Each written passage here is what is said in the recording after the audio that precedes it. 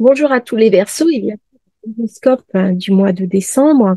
Bonjour aux Poissons et bienvenue dans l'horoscope de votre mois de décembre. Un mois qui est important, qui va s'ouvrir sur les fêtes de fin d'année et Jupiter, qui est le deuxième régent de votre signe, s'y trouve très à l'aise. Il aime cette ambiance familiale, chaleureuse, conviviale et ce côté parfois mystique de cette fin d'année où nous sommes tous invités à faire un bilan. C'est un mois où vous recevez en plus Saturne dans votre signe qui repasse direct et qui commence enfin à quitter ce 0 degré sur lequel il s'était tant attardé, amenant dans votre vie un petit peu de blocage et aussi une certaine désillusion. On aime bien quand les choses avancent. Les blocages, ce n'est pas très agréable. Le 6 décembre, Neptune va redevenir direct, ramenant de l'enthousiasme, de la positivité et aussi un regard un peu moins intériorisé du monde. Le risque du poisson est de rester dans un univers très onirique. Certes, le poisson est un créatif. C'est un rêveur capable d'inscrire dans la réalité ses rêves, mais attention, car lorsque les planètes lourdes rétrogradent, il peut se retrouver en dehors du monde, en dehors des réalités, perdu dans une forme de brume qui, d'une part, va le perdre, mais aussi va l'empêcher de se réaliser. Il y a donc dans le mois de décembre un retour à la réalité. Saturne va ramener beaucoup de pragmatisme, beaucoup de réalité, l'envie de construire des choses. Jupiter est toujours dans le signe du Taureau et il va redevenir lui aussi direct à partir du 31. Cela va déboucher forcément par la remise sur rail de votre vie qui était en suspens depuis quelques semaines. Cela ne s'est pas forcément manifesté par des actes, mais vous vous sentiez comme à l'arrêt, en dehors de vos possibles, et soumis quelque part à une forme de destin qui ne vous correspond pas totalement.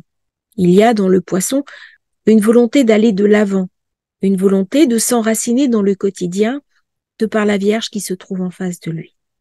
À partir du 13, Mercure va devenir rétrograde, ce qui va amener un petit peu plus de calme et le besoin d'intérioriser ses impressions avec toutefois la sensation que les choses sont un peu distendues.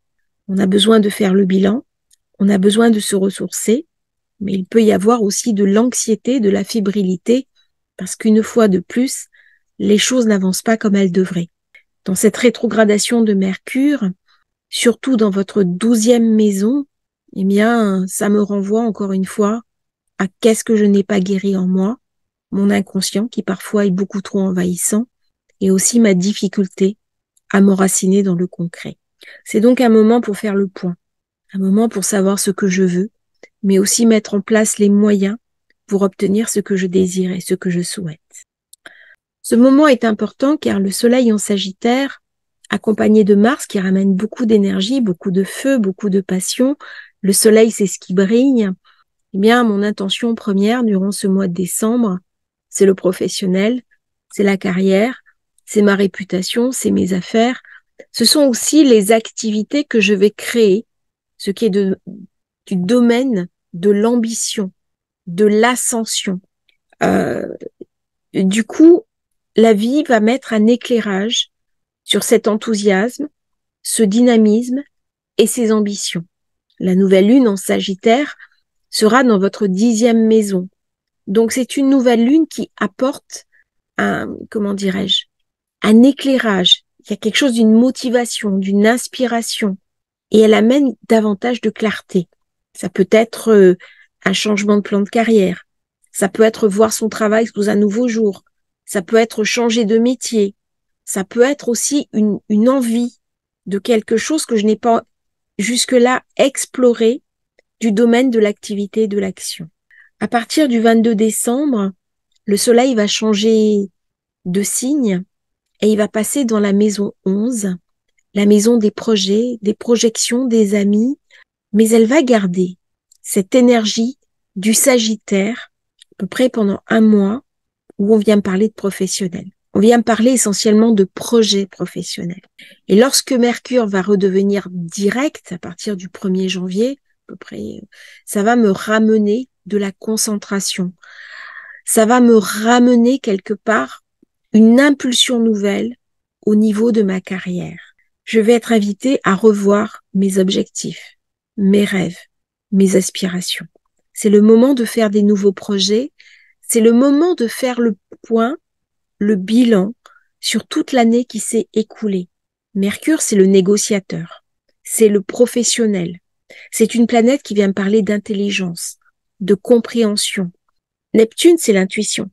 Mais l'intuition peut très bien se mettre au service du pragmatisme. Eh bien, je suis invitée, dans ce temps où j'accueille Saturne, qui vient chez moi rejoindre Neptune, à trouver un accord entre le concret que je dois bâtir, parce que j'ai une vie à créer, j'ai une vie à bâtir, j'ai des choses à faire.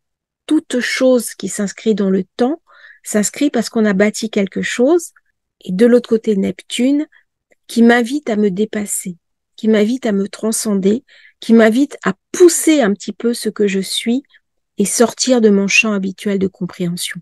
C'est pas évident pour les poissons. Par contre, lorsque Pluton va venir en Verseau, ça va venir me questionner au plan de la 12. Donc, qu'est-ce que j'ai dans mon inconscient à nettoyer? Et en faisant cela, je vais nettoyer les inconscients collectifs. C'est un moment pour devenir thérapeute ou pour suivre une thérapie. C'est un moment pour poser un regard lucide sur le monde et les choses qui m'entourent. Le poisson, c'est un rêveur. C'est très bien de rêver le monde parce que ça amène beaucoup de créativité. Ça amène des nouveaux projets. Ça amène des nouvelles découvertes. Mais attention, il faut que ces nouvelles découvertes soient en prise avec le réel. On a beaucoup de chercheurs, par exemple, dans le monde de la médecine, qui sont dominés par le poisson ou qui ont des amants en poisson. Eh bien, ça, c'est un très bel exemple du poisson qui arrive à poser dans le réel au service des autres. Hein. Le service des autres, c'est la maison 11, mais la maison 11 qui se déverse en poisson vers un idéal. Le poisson, dans ce mois de décembre, il va être mis en contact avec son idéalisation de la vie. Le soleil, Mars, ça ramène beaucoup d'énergie, beaucoup d'enthousiasme, mais on est en signe de feu. Et l'eau, elle a besoin d'entendre un autre langage. Elle comprend l'enthousiasme, le dynamisme, la direction, la pensée positive, tout ça, il n'y a pas de problème. Mais par contre, elle en voit bien les limites. C'est-à-dire, elle voit bien les dangers du monde actuel. Je pense que le signe du poisson pour le mois de décembre, c'est un signe qui est très réaliste. Donc, d'habitude, on dit qu'il est brumeux et il se pose la question du monde dans lequel il veut vivre. Non seulement lui, mais aussi ses enfants. Et c'est en ça qu'il a vraiment quelque chose à ramener au plan, c'est très ambitieux ce que je dis, mais en même temps, il y a un désir chez le poisson de leadership, d'avoir des ambitions et quelque part de poursuivre ses objectifs, ses rêves et ses aspirations. Il cherche une reconnaissance publique. Il a besoin de sortir de son invisibilité. Il a besoin de se connecter à sa renommée. Et ce qui peut le rendre connu, eh bien, c'est sa compréhension fine du monde. Est-ce que le monde qui m'entoure est le monde dans lequel je veux vivre, dans lequel je veux que mes enfants vivent? Et là, le poisson, il va être amené à se questionner sur ce qu'il représente au plan global, au plan collectif, au niveau international. C'est-à-dire, on est vraiment au-delà, on est dans le sens très profond de la maison 12. Le Sagittaire, c'est une énergie internationale, étrangère. Le poisson peut décider de partir travailler à l'étranger. Il peut décider aussi de communiquer à travers les réseaux sociaux, à travers le marketing, à travers Internet. Il peut utiliser YouTube, Instagram, Facebook. Il peut faire de la promotion financière, promotion d'activité. C'est quelque chose de très positif, d'optimiste, de dynamisant. Il y a des possibilités de carrière, des possibilités de travail. Vénus qui est en Scorpion, ça amène de l'amour, ça amène de l'énergie. En plus, c'est un signe d'eau. Donc, quelque part, ça va bien avec moi. J'ai envie de rencontrer l'autre. Je me sens plus affable, plus à même de poser mes intentions. Mais est-ce que c'est uniquement pour moi? Et c'est là où le poisson va se poser la question. Dans le poisson, il y a l'idée du collectif. Il y a l'idée du sens. Il y a l'idée de la direction. Si ça fait pas sens au plan global, quelque part, le poisson n'y voit pas un intérêt. Et du coup, il peut tomber dans une forme de nihilisme. Il peut tomber dans une forme de le feu, la passion, trop de feu, eh bien avec l'eau, ça va faire bouillir la marmite. Et du coup, ça va créer une ébullition. Mais une ébullition qui ne peut pas forcément se déverser parce qu'elle va se transformer en évaporation. Donc, ça va me donner de l'instabilité, de l'irritabilité, des énergies psychiques très fortes. Il peut y avoir de l'anxiété, de l'excitation. Mais soit j'utilise le feu pour en faire quelque chose et je me retrouve dans un principe alchimique qui est d'utiliser l'eau et le feu, ou alors le feu se met sous la marmite et à ce moment ça va devenir de l'évaporation, je ne pourrai rien en faire. Et ça, c'est un des travers du poisson. C'est-à-dire mon univers onirique est tellement nourri, est tellement profond, est tellement puissant, il faut à un moment donné que je me focalise sur quelque chose. C'est l'idée du laser, hein. C'est-à-dire au plus ça va être concentré, au plus ça va être dédié et au plus ça va être performant. Le poisson, il y a du mal. Mais là, avec Vénus qui est en Scorpion, qui ramène de la puissance, qui ramène de l'amour, qui ramène de la satisfaction, qui ramène aussi de la bienveillance. Vénus, c'est l'octave inférieure de Neptune. C'est celle qui parle au monde. Neptune, il peut pas parler au monde. Neptune, il est dans son univers, il est au fond des océans. C'est le dieu des abysses. Il faut bien que j'ai une interface. Eh bien, l'interface, c'est Vénus. Et Vénus, en signe d'eau, elle vient me parler aussi de quelque chose qui a été corrompu. Elle vient me parler des corruptions du monde. Elle vient me parler de ce qui est dégradé et de ce qui doit être évacué pour que quelque chose de renouveau puisse arriver. Et là, 31 décembre, Jupiter débloque. Parce que Jupiter, pour l'instant, il était rétrograde. Alors le 6, Neptune débloque, devient direct. Et le 31, Jupiter redevient direct. Et ça, c'est fantastique. C'est-à-dire, je vais sortir de mon attente, je vais sortir un petit peu de ce monde figé dans lequel je me retrouvais depuis quelque temps. Hein. Et là, eh bien, je vais retrouver le nord. Je vais pouvoir avancer. J'ai envie de voyager. J'ai envie de me dépayser. J'ai envie de me changer les idées. J'ai envie de rentrer dans quelque chose qui me pousse en avant. Parce que Vénus, elle est dans la maison 9. Donc, je vais rencontrer des nouvelles personnes. Je vais m'intéresser à des nouveaux trucs.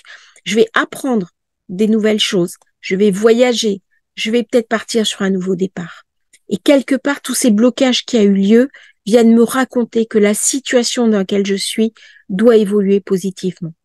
La pleine lune, elle va m'amener un éclairage nouveau.